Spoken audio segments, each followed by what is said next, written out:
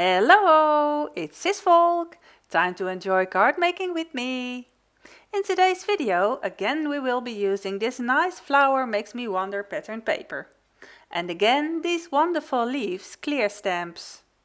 I recently made a video with these stamps and papers, but I like these stamps so much that I wanted to show you another technique. These products are from the New Year bundle in the AlINACRAFT store. In this video I am using a HOTFOIL sentiment and champagne colored hot foil. We will be hot foiling on the pretty pattern paper. If you don't have a hot foil machine or any of the products I use, you can also make a card using other stamps and add a stamped sentiment instead. So let's go and have some fun card making. Let's start by choosing the papers we need for the card. For my card I'm looking for a pattern paper that is not too busy and has not too dark colors in it. Also I need plain colors to go with it. Let's take a blue, a green and maybe a purple or pink.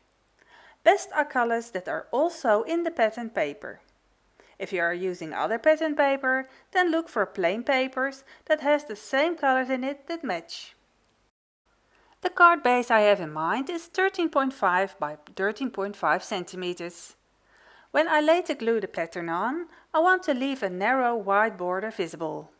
Therefore I need to subtract half a centimeter on each side, which means the panel should be 12.5 by 12.5 centimeter in size. That also gives me two nice borders to use on the envelope. I want to foil this piece of paper with this foil plate. I will not need the die now. My foil plate looks very shiny and that is because I used it once when I put the foil the wrong way round on the paper. With that I foiled the metal plate instead of the paper. Doesn't matter, I can still use it for foiling just fine. I want it here in the middle. And for that I use the hinge technique, which I'm sure you have seen from other creators. My apologies for the crooked view. My camera was hanging awfully crooked above my desk. I choose its champagne color foil from AlINACRAFT. And I cut a piece off that I can slide under the hot foil plate, leaving a piece of tape on top of the plate. When you put the foil back into the tube, first put the cap on the roll of foil, then hold it upside down, and only then push the cap into the tube. Now the piece I cut off is way too big. I trim that. I save the leftovers for smaller hot foil plates or for other techniques.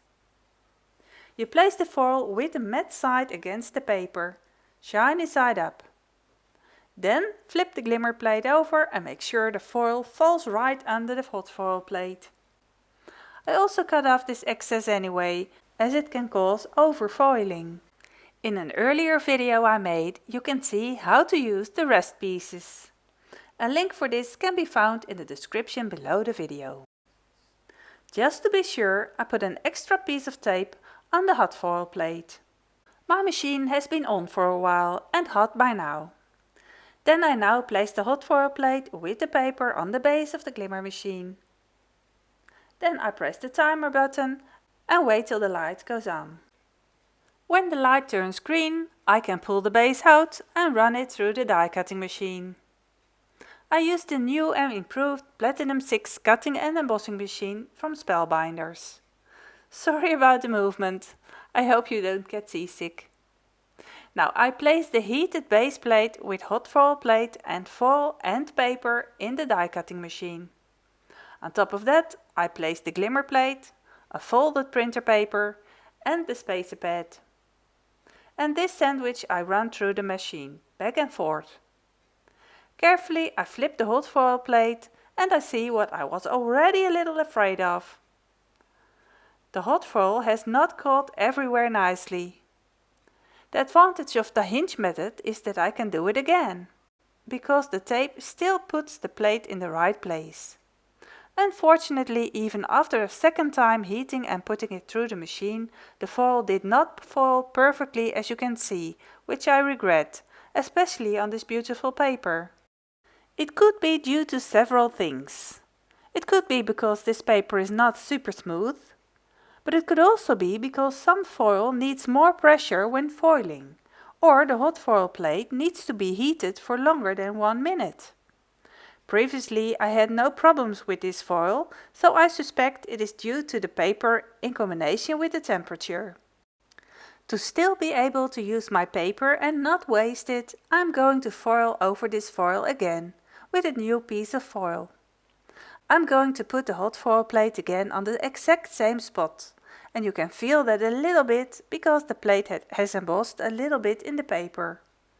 I slide a new piece of foil under the hinge, let the plate heat up a little longer than 1 minute, and this time I run the foil base through the machine with 2 paper shims between the plates.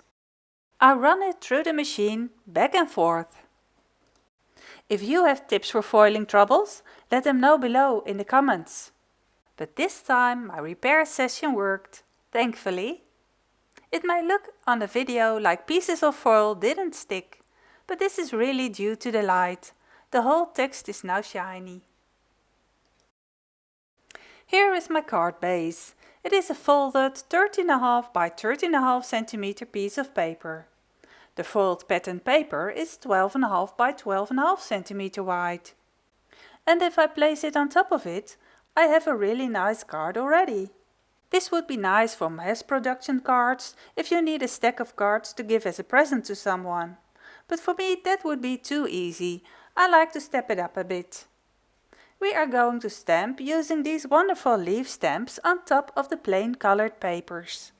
But do not skip too soon. I have a technique for you to share that you might already know, but also don't think about. And I like this technique for its simplicity.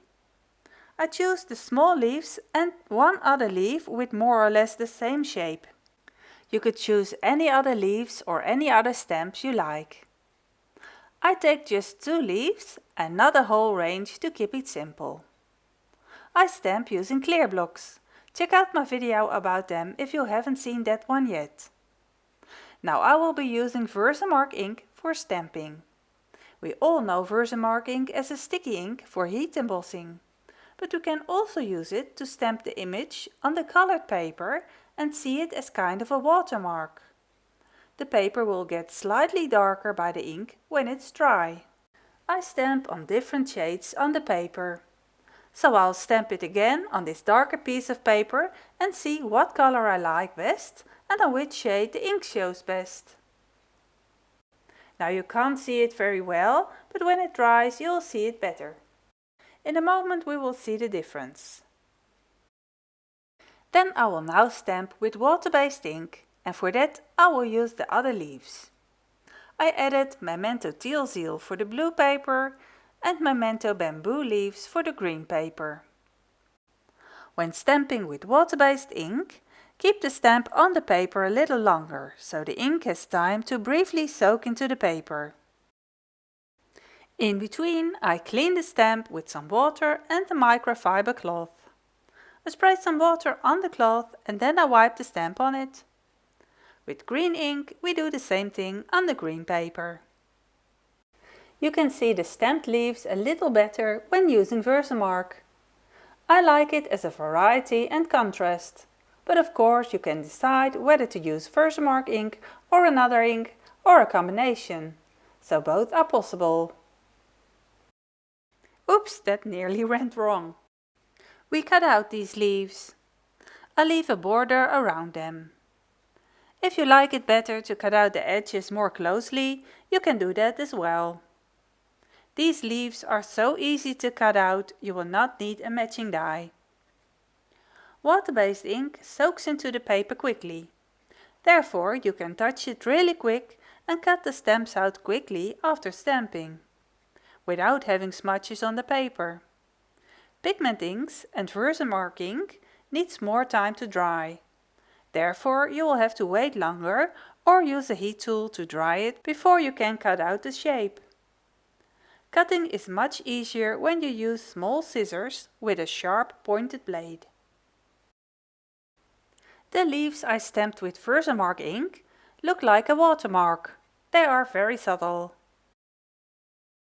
I also cut those out with a border around them. Now I grab the card, and what I do now is very simple. I cut the big leaves in half.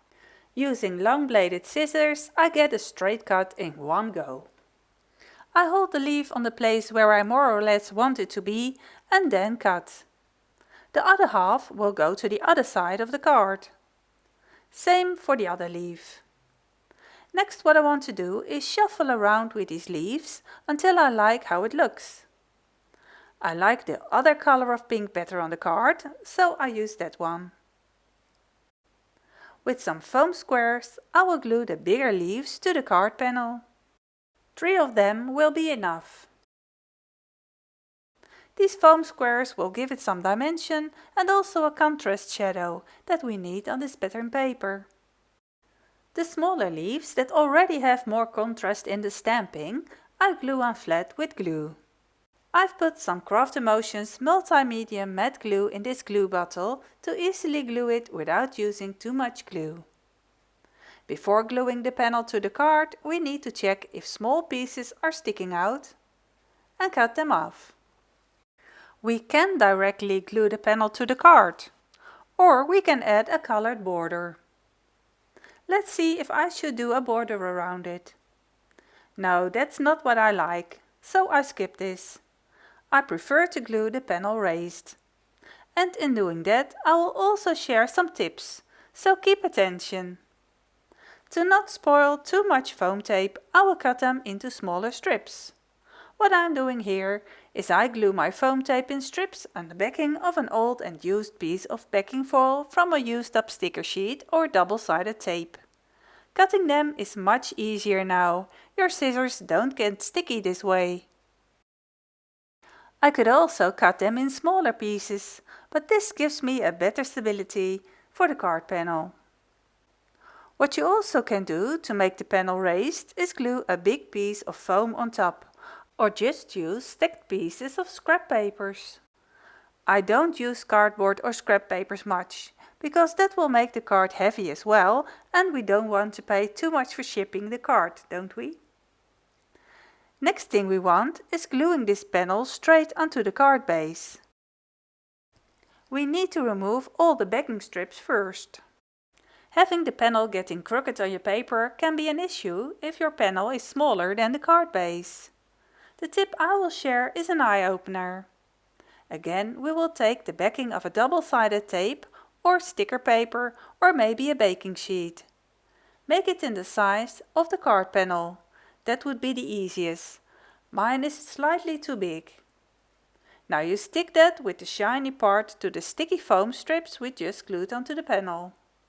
And now you peel one corner loose and fold that over.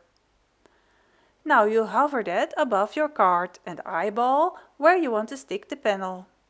If you have trouble eyeballing, you could add little pencil marks on one corner to align the panel.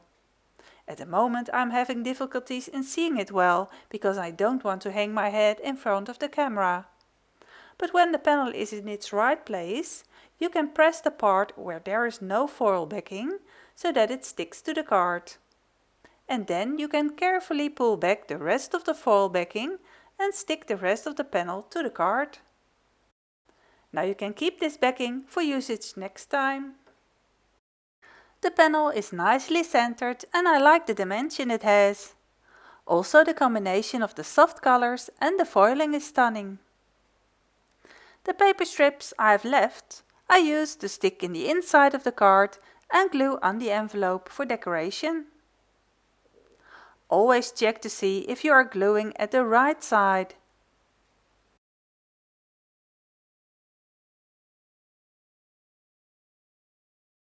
I also used the pink leaf I had left over on the front and the back of the envelope. Now doesn't this look nice? Great match in my opinion. Now here you see the card again. A pretty card with lots of techniques in it. Pretty patterned paper with champagne colored foil, hot foiled on the middle of a square card. I hope you can see the foil well, it looks stunning in real life. I stamped some leaves using Versamark ink to give it a watermark effect. I cut them in half and glued them raised. The other small leaves I stamped with blue and green memento ink and stuck them flat onto the panel. I glued the whole panel raised onto the card. And I used the leftovers for the inside of the card and to embellish the envelope. I hope you came up with a few ideas and tips for hot foiling and stamping. I would love it if you like and subscribe to my channel Cisvolk. If you are interested in any of the products I used, you can find them below in the description.